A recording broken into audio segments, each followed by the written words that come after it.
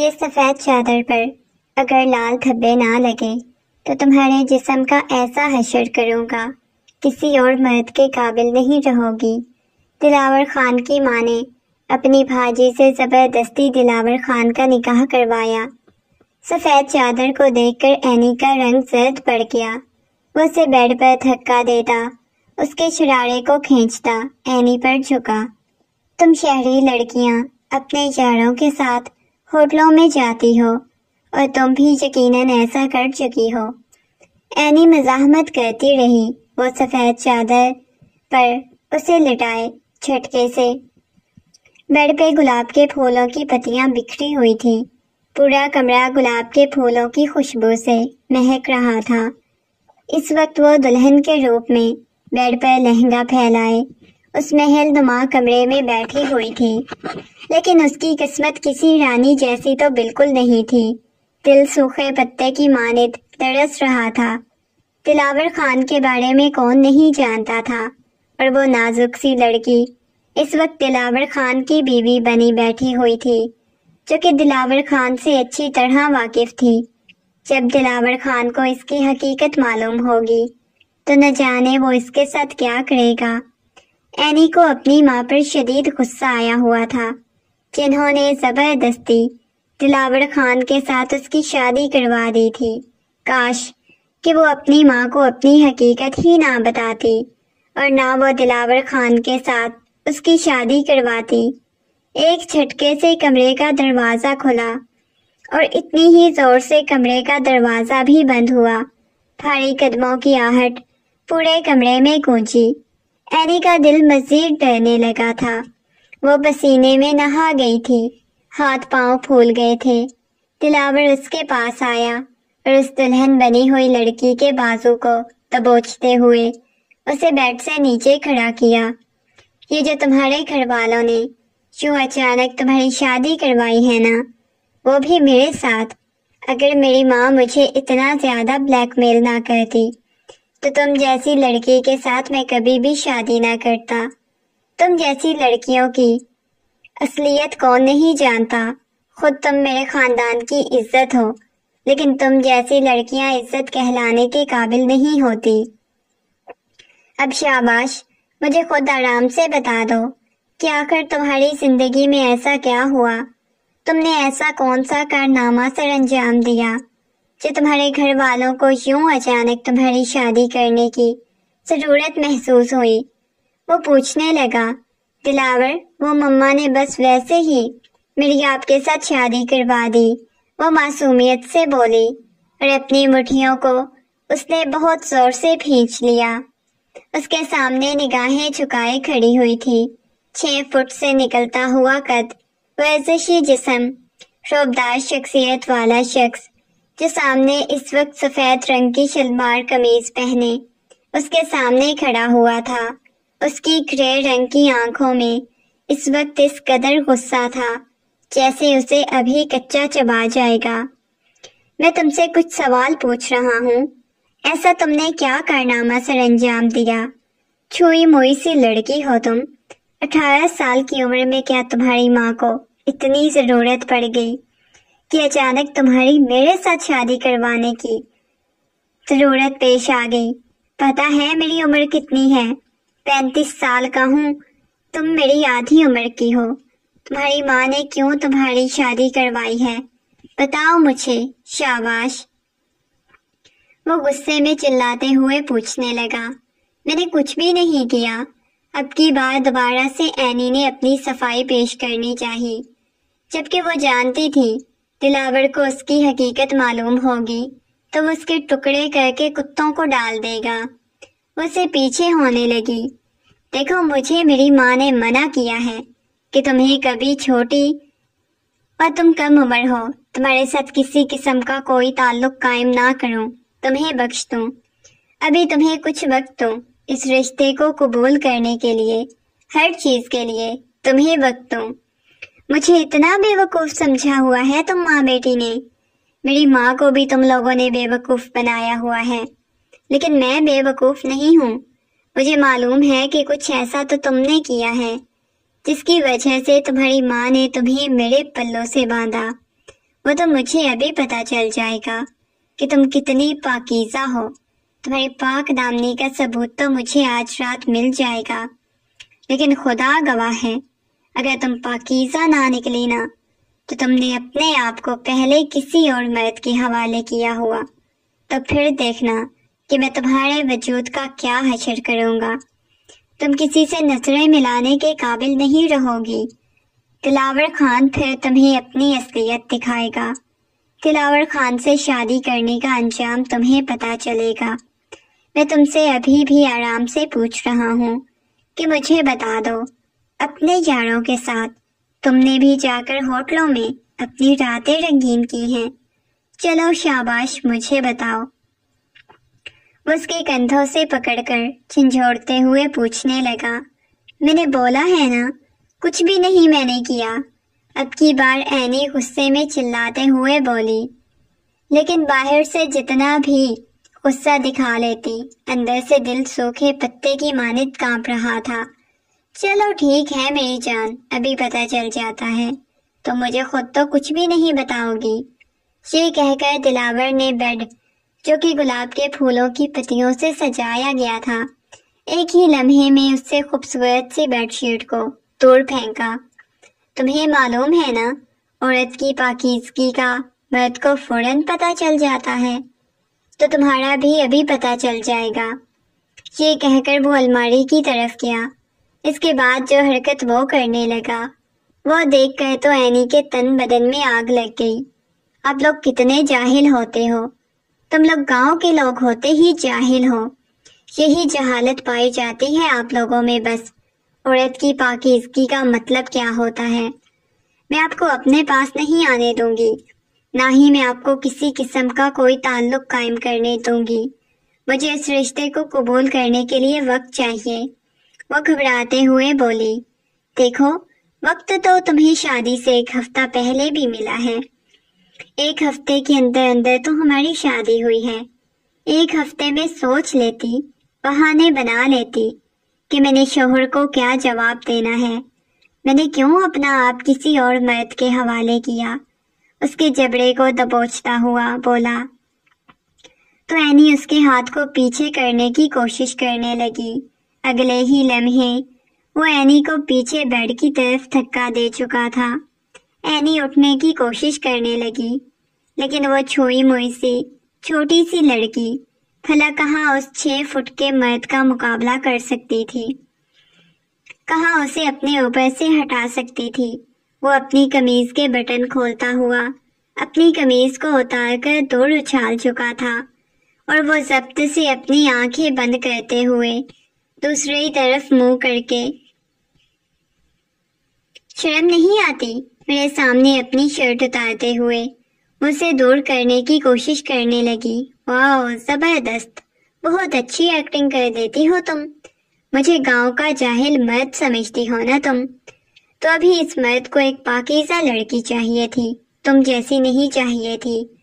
Any نے اسے پیچھے کی طرف دھکا دیا۔ بس بھی کرتے، جو آپ کے منہ میں آ رہا ہے بکواس کیے جا رہے ہیں۔ خبردار جو آپ نے دوبارہ مجھے چھونے کی کوشش کی یا میرے پاس آنے کی کوشش کی، میں بھی اس رشتے کو ابھی قبول کرنے کے لیے تیار نہیں ہوں، نہ ہی ابھی اس رشتے کو قبول کروں گی۔ مجھے بھی کچھ وقت چاہیے۔ وہ غصے میں بولے جا رہی تھی جب اس کی کرتی کی طرف دلاور کے ہاتھ گئے۔ جیسے ہی زپ کھلنے کی آواز آئی، وہ جی جان سے کپ کپائی، اس کے کندھے سے کرتی کو ہٹاتا ہوا اپنے دانت وہاں پر گاڑ چکا تھا۔ اس کا دل یوں تھا جیسے ابھی پھٹ کر باہر آ جائے گا۔ اس کی کمر پر ناخن گاڑتی ہوئی اسے دور کرنے کی کوشش کرتی رہی، لیکن وہ اس کے اوپر جھکتا چلا گیا۔ بس مجھے تمہاری پاک دامنی کا ثبوت چاہیے تھا، مجھے دیکھنا ہے کہ تم کتنی پاکیزہ ہو۔ اینی اسے خود سے دور کرنے کی کوشش کرتی رہی، لیکن وہ اس کی حرکت پر آگ بگولا ہو گئی تھی۔ اچانک اس شخص نے ایک جھٹکے سے اس کے شرارے کو کھینچ کر، اینی کی جب آنکھ کھلی، اس نے خود کو اکیلے کمرے میں پایا۔ اس کی مما کمرے میں موجود نہیں تھی۔ اٹھ کر بیٹھ گئی، کمرے کو چاروں اطراف دیکھنے لگی۔ اسے یاد تھا جیسے ہی وہ ناشتہ کرنے کے لیے ڈائننگ ٹیبل کے پاس بیٹھی تو اچانک اس کا سر چکرایا اور گر کر بے ہوش ہو گئی تھی۔ لیکن اب کمرے میں خود کو اکیلا پا کر وہ تھوڑا پریشان ہوئی، کیونکہ اسے تھوڑا کچھ بھی یاد نہیں تھا۔ فرزانہ بیگم ایک لمحے کے لیے بھی اسے اکیلا نہیں چھوڑتی تھی، لیکن آج اس کی مما کمرے میں موجود نہیں تھی۔ وہ چلتی ہوئی باہر آئی تو سامنے ہی فرزانہ بیگم اور اس کی خالہ جان عشرت بیگم بیٹھی ہوئی تھی۔ جیسے ہی اینی باہر آئی تو فرزانہ بیگم نے غصے میں اس کے بالوں سے پکڑ کر زوردار تماچا اس کے منہ پہ رسید کیا۔ عشرت بیگم نے روک دیا۔ فرزانہ کیا کر رہی ہو؟ بچی ہے، ہو جاتی ہیں بچوں سے ایسی غلطیاں، اب اسے مارنے پیٹنے سے تو کچھ نہیں نہ ہوگا۔ فرزانہ بیگم نے دوبارہ سے اس کے منہ پہ تماچا رسید کیا۔ بتاؤ کس کے ساتھ منہ کالا کرتی رہی ہو؟ یہ کس کا بچہ ہے؟ تجھے ذرا شرم نہیں آئی؟ اس وجہ سے میں تجھے شہر لے کر آئی تھی، سب کے خلاف گئی تھی تیری پڑھائی کے لیے، میں تجھے یہاں پر لائی تھی۔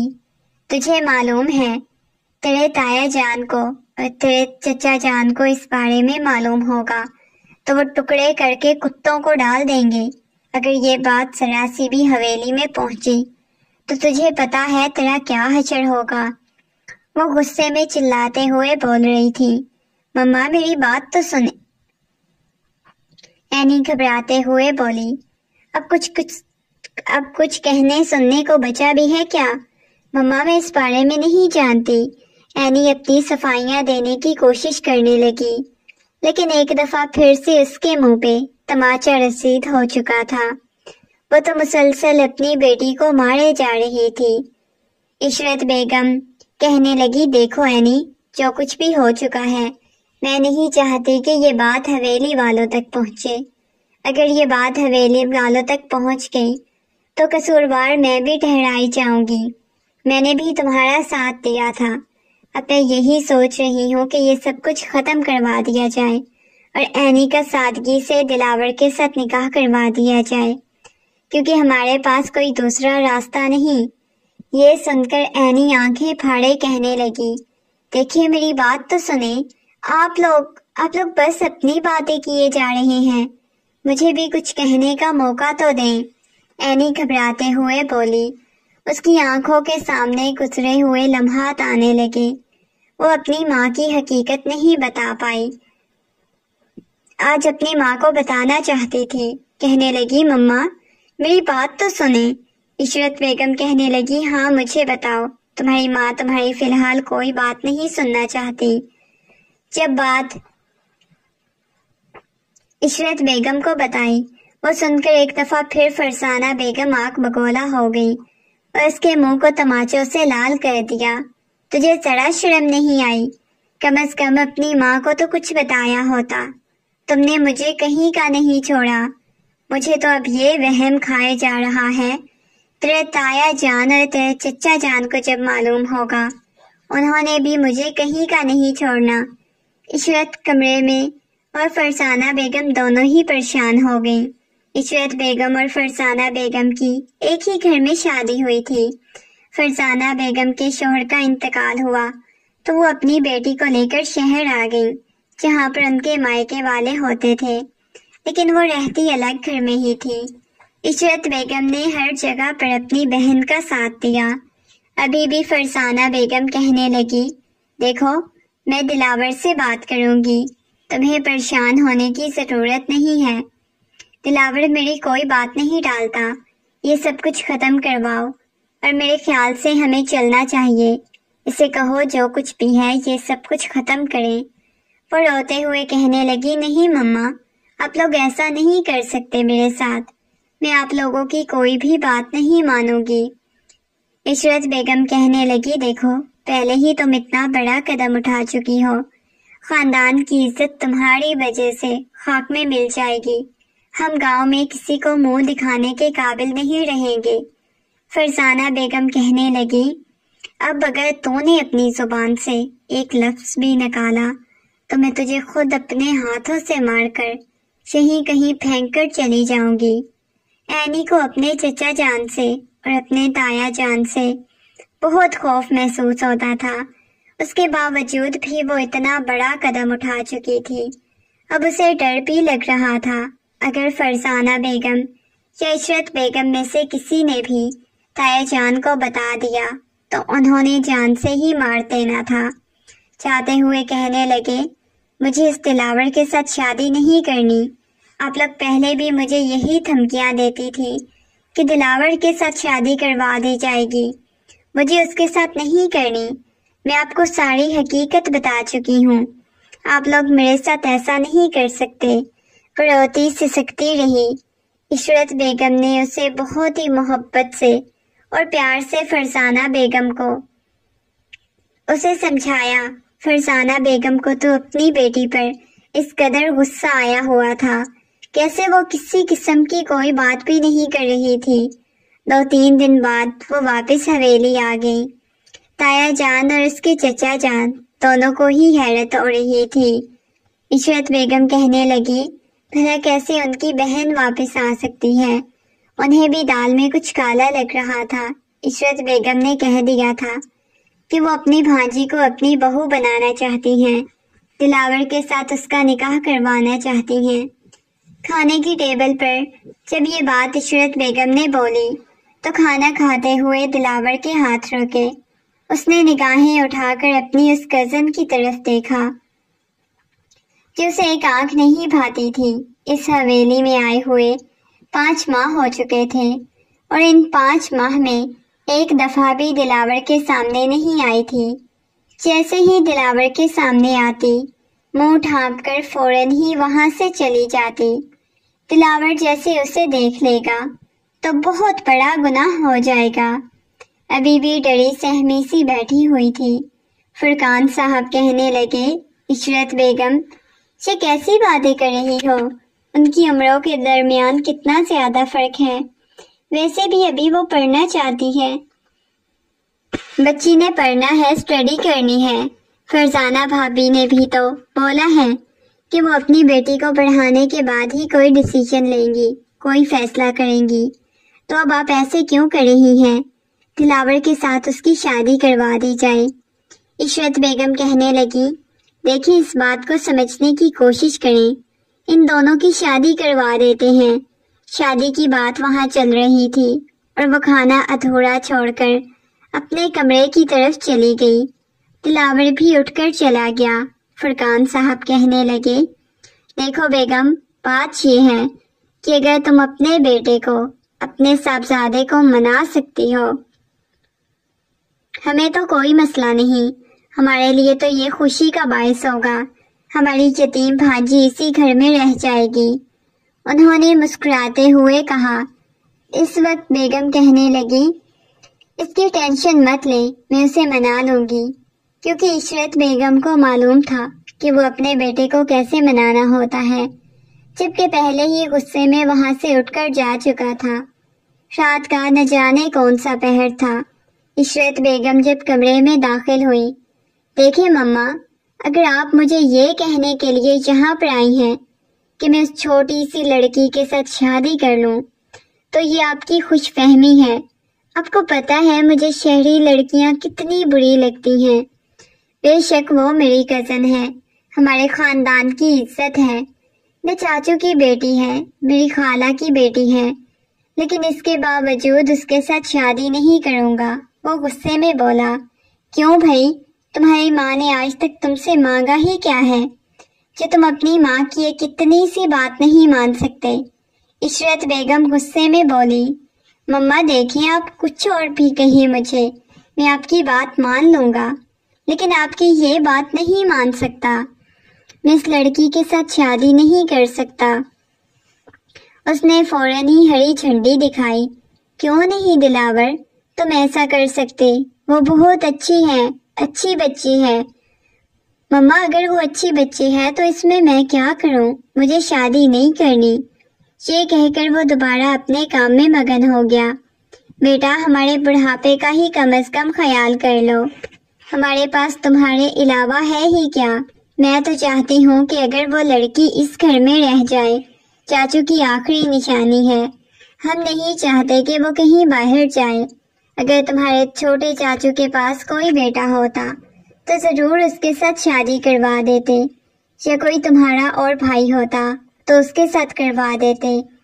اب صرف تم دونوں ہی تو ہو اس خاندان میں۔ ہم تو یہی چاہتے ہیں کہ تم دونوں کی آپس میں شادی کروا دی جائے۔ اگر تم اس کے ساتھ شادی نہیں کرنا چاہتے تو دوبارہ مجھے اپنی ماں مت کہنا۔ یہ کہہ کر وہ غصے میں کمرے سے باہر جانے لگی۔ دلاور خان تو یہاں پر ہی پگھل جاتا تھا۔ ان کے پاس آ گیا، ان کے کندھوں سے پکڑ کر انہیں صوفے پر بٹھایا اور ان کے گھٹنوں کے پاس بیٹھ گیا۔ بس کر دیا کرے مما، آگے سے ایسی بلیک میلنگ کیوں شروع کر دیتی ہیں؟ ٹھیک ہے، میں تیار ہوں آپ کی بھانجی کے ساتھ شادی کرنے کے لیے، لیکن آپ لوگ یہ غلط کر رہے ہیں، کیونکہ مجھے عورت پر بالکل بھی یقین نہیں۔ مما، میں نہیں کرنا چاہتا اس کے ساتھ شادی، لیکن زبردستی آپ لوگ مجھے بول رہے ہیں۔ اس کے بعد مجھ سے کسی قسم کی آپ ڈیمانڈ مت کیجیے گا، میں یہ کروں یا وہ کروں۔ ٹھیک ہے، وہ معصوم بچی ہے، اچھی بچی ہے، پیاری لگتی ہے آپ کو، لیکن اب اس کا یہ مطلب تو نہیں کہ ابھی بھی وہ انہیں ٹالنے کی کوشش کر رہا تھا۔ دیکھو بیٹا، جو کچھ بھی بول لو، لیکن تمہاری شادی تو اینی کے ساتھ ہی ہوگی۔ اینی کے علاوہ اگر کسی اور کے بارے میں سوچا بھی تو مجھ سے برا کوئی نہیں ہوگا۔ اپنی مما کی بات سن کر وہ خاموش ہو گئی۔ کہنے لگا، ٹھیک ہے جناب، جیسا آپ بولیں ویسا ہم کریں گے، ہم تو آپ کے حکم کے غلام ہیں۔ یہ کہہ کر ان کے گھٹنوں پر سر رکھ چکا تھا۔ وہ دھیرے دھیرے اس کے بالوں میں ہاتھ پھیرتے ہوئے کہنے لگی، تم تو میرے بہت اچھے بیٹے ہو، بلا وجہ ہی تم اپنی ماں کو تنگ کرتے ہو۔ یہ کہہ کر اس کی پیشانی پہ بوسہ دینے لگی۔ نہیں مما، میں آپ لوگوں کو تنگ نہیں کرتا، نہ ہی کبھی میں نے آپ لوگوں کو تنگ کرنے کی کوشش کی، بس ویسے ہی کچھ معاملات میں بہت زیادہ بے بس ہو جاتا ہوں، خود سے جھگڑا کرتا ہوں، اپنے ساتھ بھی لڑتا ہوں، صرف آپ کے ساتھ ہی ایسا نہیں کرتا۔ یہ کہہ کر وہ اپنی آنکھیں بند کر چکا تھا، لیکن ابھی بھی وہ چھوٹی سی لڑکی کے ساتھ شادی نہیں کرنا چاہتا تھا، نہ ہی کبھی اس کے ساتھ دلاور کی بند پانی۔ حالانکہ وہ کتنے سال اس گھر میں رہی تھی، اکٹھے رہتے تھے، لیکن اس کے باوجود بھی نہ کبھی اس سے بات کی، نہ کبھی اسے پیار سے بلایا۔ وہ اس گھر کا حصہ ہی نہ ہو۔ اسے اتنی زیادہ محبت بابا جان کی بھی نہیں ملی تھی، چچا اور تایا جان کی بھی نہیں ملی تھی۔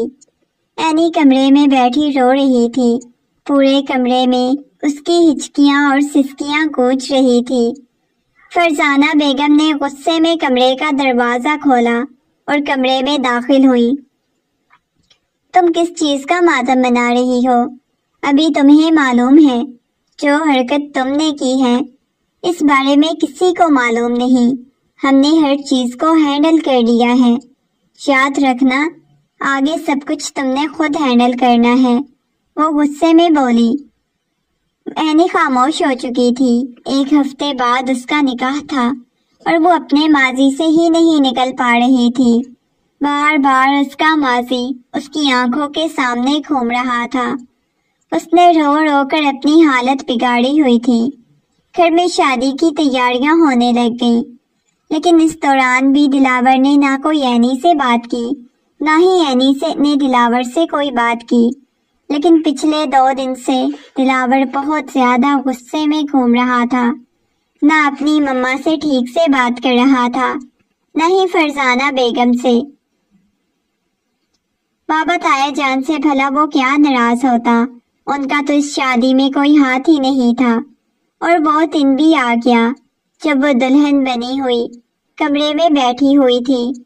دلاور نے اپنے موبائل پر دیکھا، وہ سارے میسیجز دیکھے، پھر نہ جانے کتنی دیر تک ان تصاویر کو اپنے ہاتھ میں پکڑے ہوئے دیکھتا رہا۔ اس کے بعد ان سب کو پھاڑ کر چلانے کے بعد وہ واپس اپنے کمرے میں آئے۔ جیسے ہی کمرے میں داخل ہوا،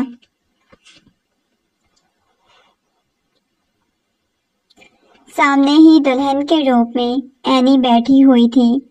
وہ چلتا ہوا اس کے پاس آیا، بار بار ان تصاویر والی معصوم سی اینی اس کی آنکھوں کے سامنے گھوم رہی تھی۔ وہ جتنی معصوم نظر آتی تھی اس سے زیادہ وہ تیز تھی۔ اس بات کا دلاور کو اندازہ ہو چکا تھا۔ اب وہ چاہتا تھا کہ وہ لڑکی اپنے منہ سے اپنی حقیقت بتائے، اور دلاور سننا چاہتا تھا۔ ایک جھٹکے سے اس کا گھونگھٹ اٹھایا۔ اینی دیکھو، ہم دونوں کا بہت گہرا رشتہ ہے، لیکن جو بھی سچائی تم مجھے بتاؤ، ایک ہفتے کے اندر اندر ہم دونوں کا نکاح کیوں کروایا گیا، جبکہ اس حویلی میں آئے ہوئے 6 مہینے ہو چکے تھے۔ 6 مہینے کے بعد اچانک سے ایسا کیا ہوا اور تم حویلی واپس کیوں آئی تھی؟ خالہ جان کا تو بہت زیادہ شوق تھا تمہیں پڑھانے لکھانے کا، کوئی تم بہت بڑی کچھ بن جاتی، لیکن اب یہ سب کچھ کیا ہے؟ وہ سنجیدگی سے پوچھنے لگا۔ وہ نگاہیں جھکائے بیٹھی ہوئی تھی۔ کچھ بھی نہیں، ایسا کچھ بھی نہیں جیسا آپ سمجھ رہے ہیں۔ میں تو کچھ بھی نہیں سمجھ رہا، یہ تو تم خود ہی مجھے اشارے دے رہی ہو کہ میں کچھ سمجھ رہا ہوں۔ دلاور عجیب انداز میں اسے سوال پہ سوال کیے جا رہا تھا۔ وہ 18 سال کی ناسمجھ لڑکی پہلے کتنا بڑا قدم اٹھا چکی تھی۔ اب دلاور کی باتوں کا اس کے پاس کوئی جواب نہیں تھا۔ وہ کمرے میں دیکھنے لگی۔ مجھے تمہاری پاک دامنی کا ثبوت چاہیے۔ تم پاکیزہ ہو، ایک پاک دامن لڑکی ہو۔ یہ کہہ کر اسے دھکا دے چکا تھا۔ روتے سسکتے ہوئے نفی میں سر ہلانے لگی۔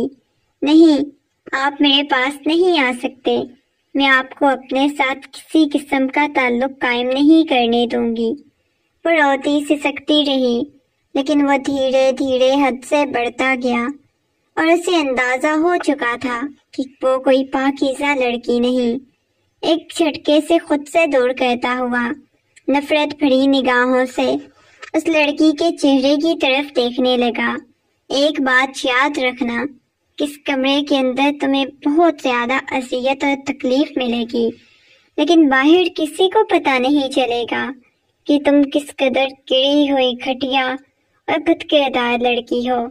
زبردستی جان بوجھ کر میری ماں نے تمہیں میرے پلوں سے باندھ کر، ہر چیز کے بارے میں جانتے ہوئے بھی میری ماں نے میری زندگی برباد کر دی۔ اب تمہیں برباد کروں گا، یہ کہہ کر وہ اسے خود سے دور کرتا ہوا بلکونی میں آ کر کھڑا ہو گیا۔ ایک سگریٹ سلگاتا ہوا پیے جا رہا تھا۔ پچھلے 3 گھنٹے سے مسلسل سگریٹ پیے جا رہا تھا۔ آنکھوں میں نمی تیرنے لگ گئی۔ اس کی سگی ماں نے اس کے ساتھ ایسا کیا، بد کردار لڑکی کو اپنی بہن اور اپنی بھانجی کی خاطر اپنے بیٹے کی زندگی خراب کر دی۔ ایسا کیسے کر سکتی ہیں اس کی ماما؟ اسے بالکل یقین نہیں ہو رہا تھا۔ اپنی بھانجی انہیں اپنے بیٹے سے بھی زیادہ پیاری تھی، جو انہیں خیال نہیں آیا کہ ایک ایسی لڑکی کو اپنے بیٹے کی زندگی میں شامل کر رہی ہیں۔ نہ جانے کتنی دیر تک وہاں پر سگریٹ پیتا رہا۔ اس کے بعد جب واپس کمرے میں آیا، وہ بے جان مجسمے کی طرح بیڈ پر لیٹی ہوئی تھی۔ کہنے لگی، دلاور میری بات تو سنیں، میں آپ کو ساری حقیقت بتاتی ہوں۔ خود کو اس چیز کے لیے تیار کر رہی تھی، دلاور کو ساری حقیقت بتا دے گی۔ میں نے کسی قسم کا تعلق قائم کرنے سے پہلے تم سے حقیقت پوچھی تھی۔ میں نے بولا تھا کہ مجھے حقیقت بتا دو، لیکن تم نے مجھے کچھ بھی نہیں بتایا۔ اب تم موقع گنوا چکی ہو۔ کاش تم مجھے پہلے بتا دیتی تو شاید میں تمہیں معاف کر دیتا، تمہیں ایک موقع دے دیتا، لیکن تم نے مجھے کچھ نہیں بتایا۔ اب خود کو مجھ سے دور رکھنا، جیسے مجھے تو پتہ ہی نہیں چلے گا۔ میں کوئی فیڈر پیتا بچہ ہوں جو مجھے نہیں پتہ چلے گا۔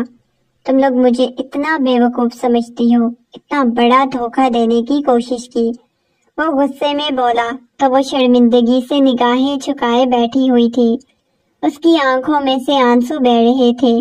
دفع ہو جاؤ یہاں سے، بیٹھی ہوئی میرا منہ کیا دیکھ رہی ہو، جا کے چینج کرو۔ یہ کہہ کر وہ سونے کے لیے لیٹ چکا تھا۔ آج پہلی دفعہ اسے اپنے دل میں عجیب سا درد محسوس ہوا۔ وہ اٹھ کر بیٹھ گئی۔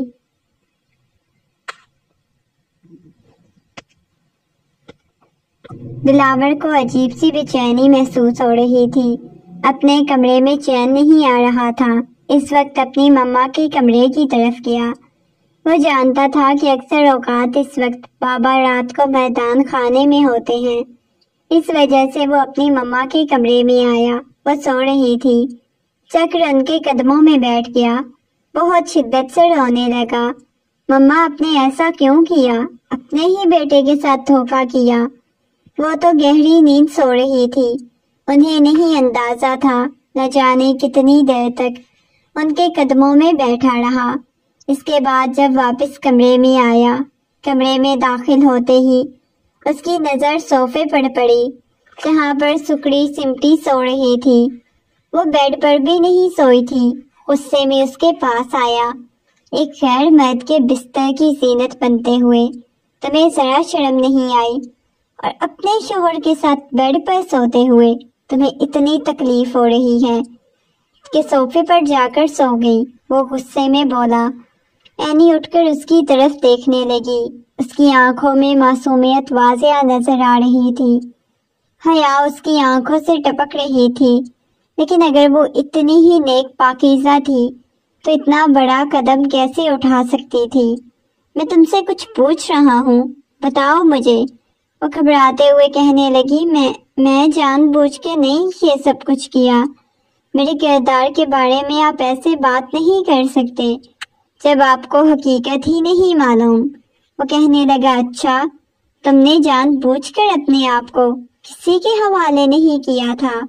وہ اس بات میں سر ہلاتے ہوئے کہنے لگی، کیا تھا، لیکن اگر مزید تو میری بات سن لیں۔ وہ کہنے لگا، مزید کیا سنوں؟ کہ اس نے مجھے اپنی محبت کے جال میں پھنسایا، یہی بتاؤ گی نا؟ میں تمہاری ایسی جھوٹی کہانیاں سننے کے لیے یہاں پر نہیں بیٹھا ہوا۔ یہ کہہ کر وہ جا کر سونے کے لیے لیٹ گیا۔ رات بھر وہ اپنے گھٹنوں پر سر رکھے روتی رہی۔ صبح تک اس کا وجود بخار میں تپ رہا تھا۔ صوفے پر آڑی ترچھی سو رہی تھی۔ دلاور خان نے جیسے ہی اٹھا تو اس کی نظر اس کی طرف گئی۔ فجر کی آذانیں ہو رہی تھی۔ وہ نماز پڑھنے کے بعد جب واپس آیا تو ابھی تک یوں ہی کپ کپا رہی تھی۔ اس کے پاس آیا، اینی کی پیشانی پہ ہاتھ رکھا جو بخار میں تپ رہی تھی۔ وہ تھوڑا پریشان بھی ہوا۔ اٹھو، جا کے بیڈ پہ سو جاؤ، یہاں پر ٹھیک سے نہیں سو پا رہی ہوگی۔ وہ غصے اور نفرت اپنی جگہ، لیکن انسانیت کے ناطے اسے اتنے پیار سے یہاں پر، اتنے بخار میں یہاں پر نہیں سوتا ہوا دیکھ سکتا تھا۔ اینی، میں نے کیا بولا ہے؟ اٹھو، جا کر اپنے کمرے میں سو جاؤ۔ اس نے جب دیکھا کہ اینی نہیں اٹھ رہی، اسے بازوؤں کے حصار میں اٹھاتا ہوا لا کر بیڈ پر لٹایا۔ دلاور خان کی آنکھوں میں ابھی بھی اس لڑکی کے لیے نفرت تھی۔ بخار میں تپتے ہوئے اس کے وجود کو بیڈ پر لٹایا تو اس کے بال دلاور کی قمیض میں اٹک چکے تھے۔ جیسے ہی وہ اوپر ہوا تو اس کے بال کھینچے۔ اس کے چہرے پر درد کے آثار نمودار ہوئے۔ ہلکی ہلکی آنکھیں وہ دلاور کو دیکھنے لگی۔ اس کے اوپر جھکا اپنے بالوں کو نکالنے کی کوشش کرنے لگا۔ اس کے اوپر جھکا اپنے بالوں کو نکالنے کی کوشش کرنے لگی۔ وہ دلاور نے جیسے ہی دیکھا اینی اس کی طرف دیکھ رہی ہے، اس نے ایک جھٹکے سے بالوں کو کھینچا جو کہ ٹوٹ کر اس کے بٹنوں میں ہی اٹک گئے تھے۔ وہ غصے میں وہاں سے چلا گیا۔ وہ اٹھ گئے۔ بخار میں تپتا ہوا وجود سے بہت زیادہ کمزوری محسوس ہو رہی تھی۔ مما، آپ نے میرے ساتھ ایسا کیوں کیا؟ آپ کیوں میری زندگی برباد کر دی؟ اسے کیوں میری زندگی میں شامل کر دیا؟ ہر طرف دھوکے ہی دھوکے لکھے گئے ہیں۔ اس نے ضبط سے اپنی آنکھیں بند کر دی۔ وہ حقیقت کبھی بھی دلاور کو نہیں بتا سکتی تھی، لیکن جب بتانے کے لیے اس نے خود کو راضی کیا، دلاور اس کی حقیقت نہیں سننا چاہتا تھا۔ اس نے ضبط سے اپنی آنکھیں بند کی اور ماضی کے خیالوں میں کھو گئی۔ جہان، میری بات سنیں۔ دیکھیں جہان، آپ نے مجھ سے نکاح کیا ہے اور آپ کو پتا ہے نکاح کوئی مذاق نہیں ہوتا۔ آپ کو پتا ہے آپ نے بولا تھا کہ ہمارے فیملی والے کبھی نہیں مانیں گے، اس وجہ سے ہم دونوں نکاح کر لیتے ہیں، لیکن اب میں نے نکاح کیا ہے تو آپ بول رہے ہیں کہ آپ دبئی چلے جانا چاہتے ہیں، اور جب تک واپس نہیں آتے تب تک میں آپ کے انتظار میں بیٹھی رہوں گی۔ جہان، اگر اس دوران کوئی مسئلہ کھڑا ہو گیا تو پھر؟ وہ جہان کے سامنے کھڑے ہوتے ہوئے بولی۔ جہان نے اس کے بازو سے پکڑ کر کھینچ کر اپنے سینے سے لگا لیا۔ جہان کے ہاتھ دھیرے دھیرے اس کی کمر پر چل رہے تھے اور یوں جہان کا چھونا اسے بہت عجیب لگ رہا تھا۔ جہان، یہ غلط ہے، پلیز۔ اس کے ہاتھوں کو جھٹکنے کی کوشش کرنے لگی۔ میری جان، کچھ بھی غلط نہیں ہے، ہم دونوں میاں بیوی ہیں۔ ویسے بھی میں تمہیں مکمل کر کے جاؤں گا نا، تاکہ تم میرا انتظار کرو۔ تمہیں انتظار رہے کب جہان آئے گا۔ میں نے اس وجہ سے تمہارے ساتھ نکاح کیا تاکہ تم کسی اور شخص کے ساتھ شادی نہ کر سکو۔ میرا انتظار کرو۔ دیکھیں جہان، اگر آپ نے کچھ الٹا سیدھا کرنے کی کوشش کی تو بہت برا ہوگا۔ آپ میرے تایا جان کے بیٹے ہیں۔ میں نہیں جانتی، آپ نے مجھے یہ بولا تھا کہ ایک دوسرے سے محبت کرتے ہیں، نکاح کر لیتے ہیں، پھر آپ رشتہ لے کے آئیں گے۔ دیکھیں گے ہمارا کالج ختم ہونے والا ہے، آپ بول رہی ہیں کالج ختم ہونے کے بعد آپ چلے جائیں گے۔ جہان، پلیز ایسا مت کریں۔ وہ جہان کے سینے سے لگے بہت بری طرح سے رونے لگی۔ جہان اندھیرے اس کی پشت کو سہلاتے ہوئے کہنے لگا، دیکھو میری جان، اگر تم سچ میں میرے ساتھ نہیں رہنا چاہتی، تم یہ چاہتی ہو کہ میں تم سے دور چلا جاؤں، الگ ہو جاؤں، تو پھر ہم دونوں کو موت ہی الگ کر سکتی ہے۔ میں اپنے ساتھ ساتھ تمہیں کبھی ختم کر دوں گی۔ وہ غصے میں بولا۔ یہ سن کر اینی جو صبح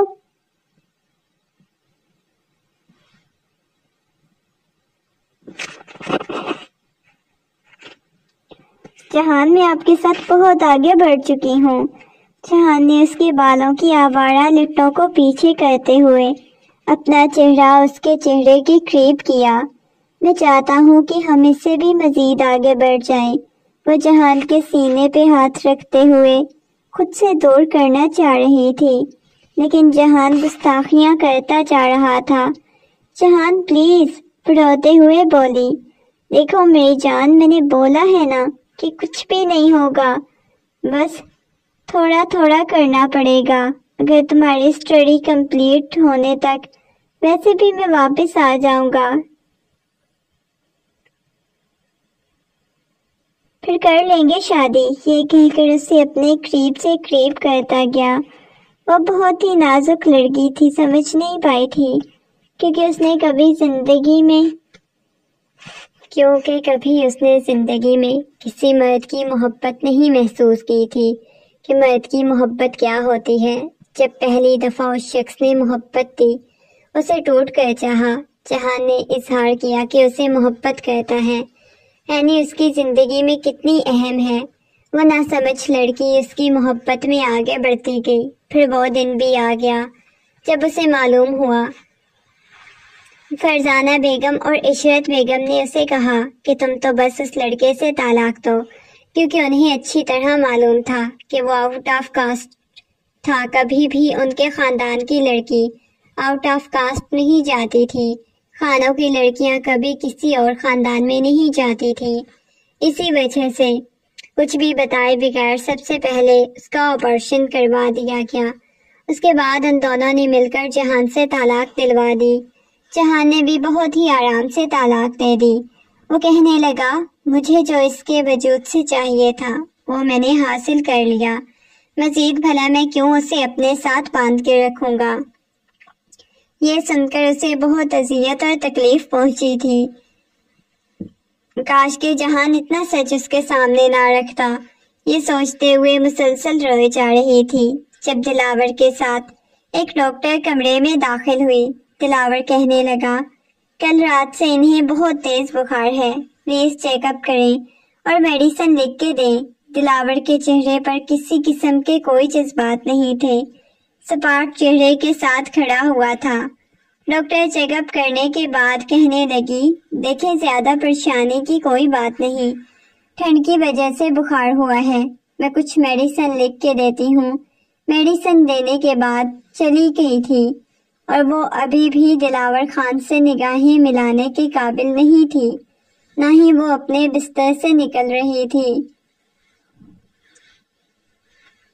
उसका बुखार बढ़ता जा रहा था, कम नहीं हो रहा था।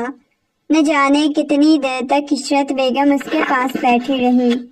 फरजाना बेगम तो अभी तक उसे नाराज थी, कोई बात नहीं कर रही थी, जबकि ताया जान और चचा जान तो इस मामले से बिल्कुल दूर थे, उन्हें कुछ भी नहीं मालूम था। मम्मा, मुझे आपसे बहुत जरूरी बात करनी है। किश्वर बेगम जो कि किचन में काम कर रही थी, उन्होंने मुड़कर अपने बेटे की तरफ देखा।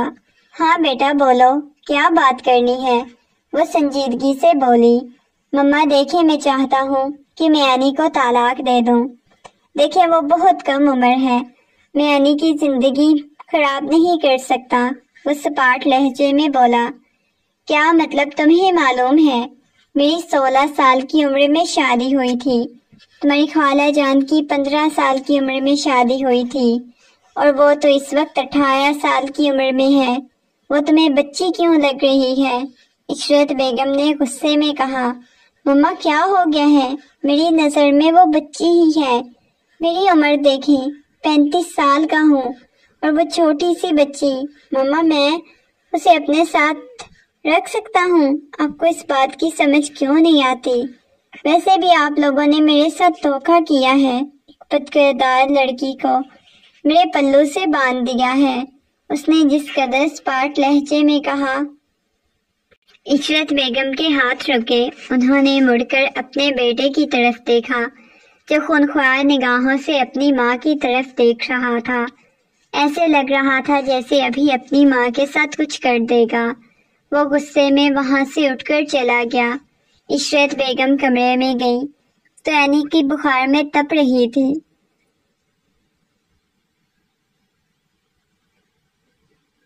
एनी गुस्से में उसे देखते हुए कहने लगी, लड़की मैंने तुम्हें मना भी किया था कि उस शख्स को अपने पास मत आने देना। मैं उसे मोहब्बत से और प्यार से समझा लूंगी, हर चीज के बारे में बता लूंगी।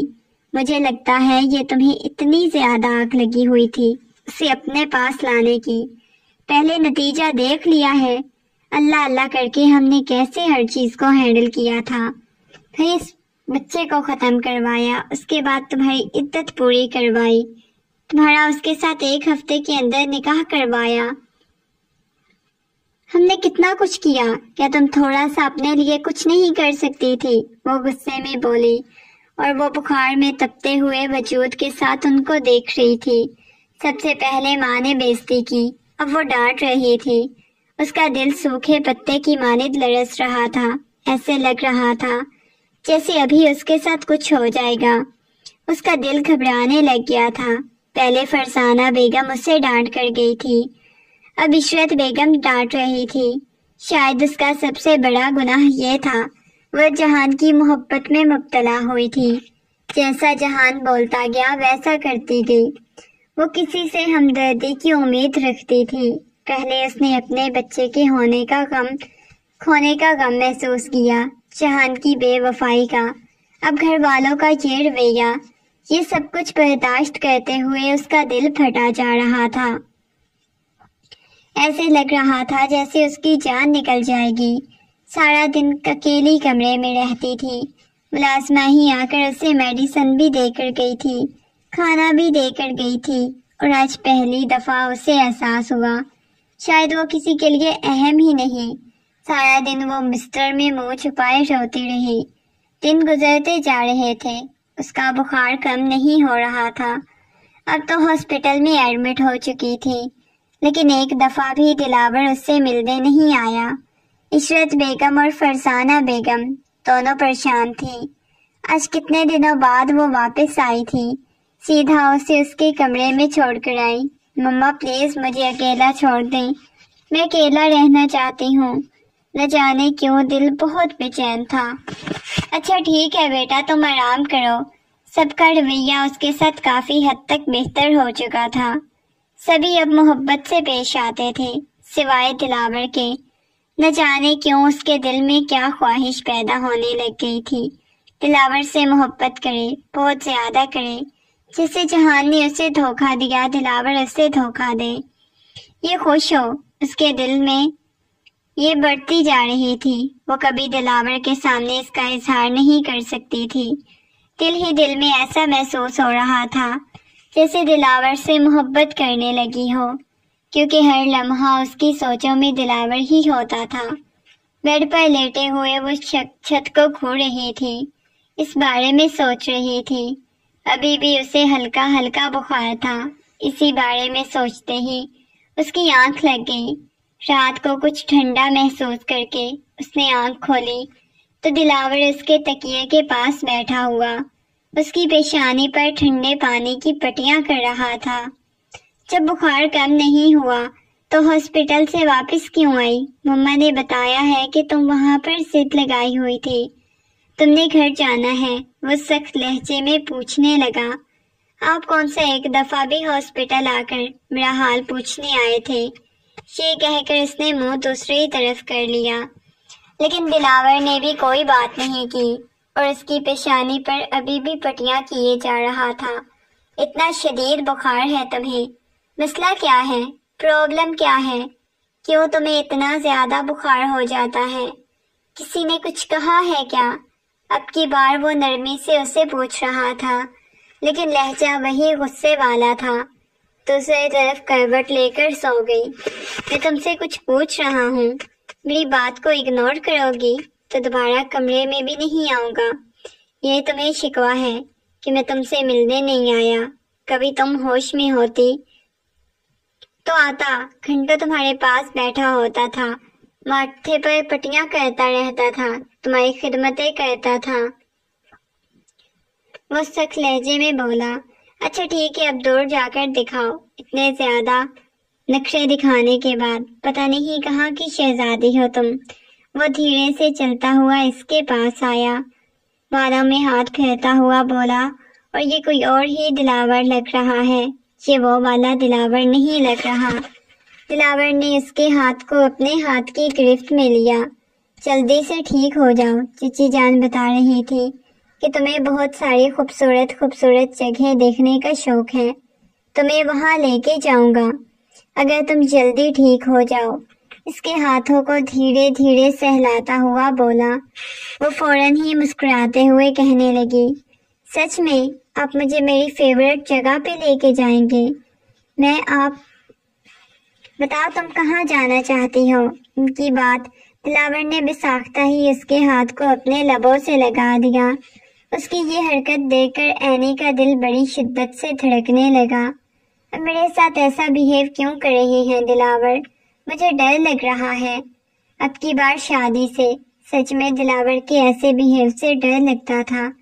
مجھے معلوم ہے تمہیں ڈر لگے گا، لیکن مجھے بھی افسوس ہوا تم نے مجھے حقیقت نہیں بتائی۔ میں نادان تھی، مانتا ہوں تم نے مجھے بہت بڑا قدم اٹھایا، لیکن کم از کم تمہیں مجھے بتا دیتی۔ اتنا بڑا الزام لگایا، تم پہ شک نہ کرتا، نہ بڑا تمہارے ساتھ رویہ اختیار کیا۔ میں جانتا ہوں سب کے رویے کی وجہ سے تم اتنا زیادہ بیمار ہوئی ہو۔ میں نہیں چاہتا کہ تمہیں کچھ ہو، آخر مجھے چاچو جان کے سامنے آخرت میں شرمندہ نہ ہونا پڑے۔ تمہیں معلوم ہے ہمارے پیدا ہوتے ہی تمہیں میرے ساتھ منسوب کیا گیا، تم میری بچپن کی منگ ہو، میرے چاچو جان کی بیٹی میری دلہن بنے گی، میری بیوی ہوگی، لیکن اس سے پہلے مجھے تمہارے اور جہان کے بارے میں پتہ چل گیا تھا۔ اتنا لا علم نہیں تھا، لیکن کچھ بھی پتہ نہیں چل سکا۔ ہم دونوں نے نکاح کیا ہوا ہے، اور بھی نہیں پتا۔ ہم لوگ اپنے تعلق میں اتنا آگے بڑھ چکے ہیں، کچھ بھی نہیں پتا۔ جہان کے ساتھ نکاح کیا ہوا تھا۔ خدا گواہ ہے، اگر مجھے معلوم ہوتا تو اس شخص سے محبت کرتی ہو، اگر وہ بھی تم سے سچی محبت کرتا تو میں خود تم دونوں کی شادی کرواتا۔ وہ ابھی بھی مزید کچھ کہنے ہی لگا تھا، اینی نے اس کے لبوں پہ ہاتھ رکھ دیا۔ میری زندگی میں اب جہان نامی کوئی چیز نہیں ہے، وہ ایک ڈراؤنا خواب سمجھ کر میں بھول چکی ہوں۔ اب میری زندگی میں آپ ہیں۔ اس نے صرف اور صرف اس چیز کا فائدہ اٹھایا۔ مجھے کبھی کسی مرد نے محبت نہیں دی۔ اس نے میرے وجود کو حاصل کرنے کے لیے ایک لمبے عرصے تک ڈرامہ کیا، میرے جذبات کے ساتھ کھیلا۔ یہ کہتے ہیں یعنی آنکھوں میں نمی تیرنے لگی۔ اچھا بس خاموش ہو جاؤ، میں مزید کچھ نہیں سننا چاہتی، نہ ہی گڑے ہوئے مردے اکھیڑنا چاہتا ہوں۔ بس مجھے افسوس ہوا، تم نے مجھے کچھ نہیں بتایا۔ میں تم سے دور رہتا تھا، تمہیں معلوم ہے۔ یہ بات نہیں کہ میں تمہیں بلاتا نہیں تھا، تمہارے پاس نہیں آتا تھا۔ اس کا مطلب ہے کہ مجھے تمہارے ہونے نہ ہونے سے فرق پڑتا ہے۔ ہم بچپن کی، تم میری منگ تھی، بچپن سے تمہیں میرے نام سے جوڑا گیا، بتایا گیا ہم دونوں کی شادی ہوگی۔ سبھی جانتے تھے، لیکن اس کے باوجود اتنا بڑا تم نے قدم اٹھایا۔ میرا بس نہیں چل رہا تھا کہ میں تمہارے ساتھ کچھ کر دوں۔ پہلی رات تو میرا جی چاہ رہا تھا تمہارا گلا دبا دوں، ختم کر دوں۔ وہ ضبط سے بولا، اب ختم کر دیتے نا، مار دیتے مجھے۔ میں نے اتنا بڑا فیصلہ اٹھایا۔ اب کی بار اٹھ کے بیٹھ گئی، سارے بال بکھرے ہوئے تھے۔ دلاور نے اسے اپنے سینے میں بھینچ لیا، کہنے لگا، ایسا نہیں کر سکتا، میں اتنا پاگل نہیں ہوں۔ نہ جانے کتنی دیر تک ایسے ہی لگے اس کی پشت کو سہلاتا رہا، اور وہ دھیرے دھیرے اسے باتیں کرتا ہوا۔ ہلکی ہلکی رات گزر رہی تھی، اور ان دونوں کی سرگوشیاں کمرے میں گونج رہی تھیں۔ آج پہلی دفعہ دلاور نے اسے محبت دی، اتنی محبت دی، اتنا ٹوٹ کر چاہا، وہ سوچ بھی نہیں سکتی تھی، اور اسے نہیں معلوم تھا کہ اتنی جلدی دلاور اسے اتنی شدید محبت کرنے لگ جائے گا۔ وہ خود کو خوش قسمت سمجھ رہی تھی کہ دلاور جیسے شخص اس کی زندگی میں شامل ہوا تھا۔ کاش کہ پہلے ہی وہ دلاور کا انتخاب کرتی، پہلے ہی اسے دلاور کی محبت مل جاتی، کبھی زندگی میں اتنا بڑا قدم نہ اٹھاتی۔ اگلے دن اس کا بخار بھی کافی حد تک کم ہو چکا تھا، بہت زیادہ خوش بھی لگ رہی تھی۔ آہستہ آہستہ وہ ٹھیک ہوتی گئی۔ رات جیسے ہی لاؤنج میں قدم رکھا، ابھی تک اس کے انتظار میں جاگ رہی تھی۔ جیسے ہی دلاور گھر میں داخل ہوا، وہ مسکراتے ہوئے اس کے سینے سے لگ گئی، کہنے لگی، آنے میں اتنی دیر آپ کر دیتے ہیں نا کہ بس بندہ کیا بتائے، آپ کے انتظار میں بالکل سوکھ جاتی ہوں۔ وہ اپنے لب اس کی گال پہ رکھتے ہوئے بولی، اور یہ اس کی عادت تھی، وہ جب بھی آتا تھا